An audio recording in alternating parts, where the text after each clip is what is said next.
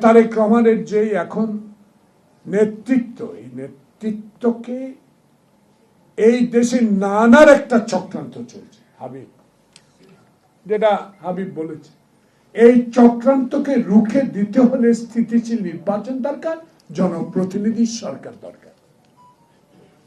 আপনি তো Elon doctor Yunus সাহেব, আপনি গ্রহণযোগ্য ব্যক্তি, আপনার সম্মান, আপনার মানে অভিজ্ঞতা বাংলাদেশে প্রচার করে,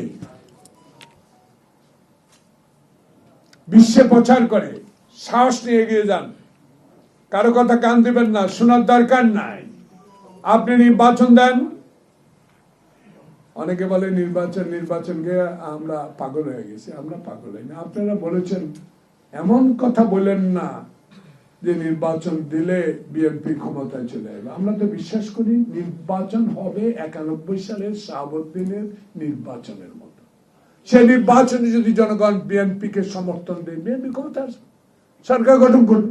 আমরা তো ক্ষমতায় যেতে চাই না। আমরা চাই আওয়ামী লীগের 16 বছরে যে কষ্ট, যে সাংবিধানিক প্রতিষ্ঠান নষ্ট করে দিয়েছে, সেগুলোকে 31 দফার মধ্যে পুনর্বহাল করা।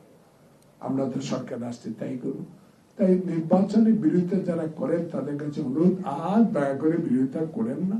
আসুন সবাই মিলেমিশে বাংলাদেশটাকে ভালোবাসি, একটা স্থিতিশীল নির্বাচনের ব্যবস্থা করি।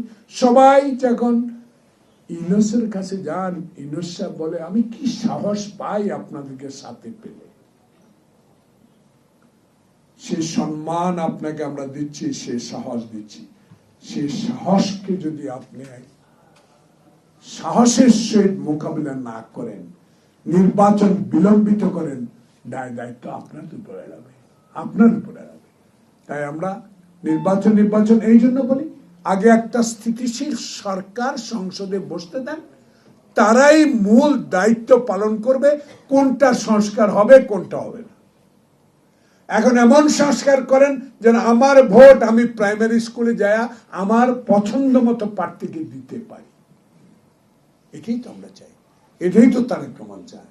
তাই আজকে আপনাদের এই আলোচনায় আমাদের সবার আলোচক বৃন্দের দাবি, জনগণের প্রত্যাশা, আসুন ডিসেম্বর আগে একটা নির্বাচনের রোড ম্যাপ দিয়ে দেন, নির্বাচনের প্রস্তুতি নেওয়ার জন্য নির্বাচন কমিশনকে বলে দেন, তাহলে আমরা বুঝবো আপনার অধীনে একটি সুষ্ঠু